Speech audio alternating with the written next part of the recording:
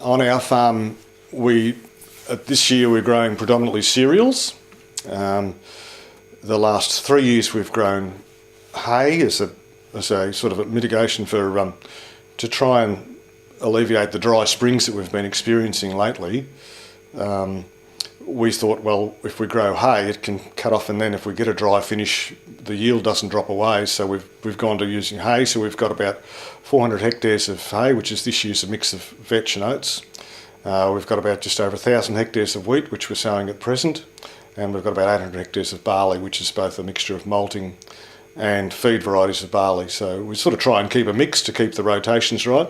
This year, because the season started off so well, we also sowed a couple hundred hectares of canola, which at this stage I think may have been a mistake because it's still not out of the ground yet and probably should have been up and going.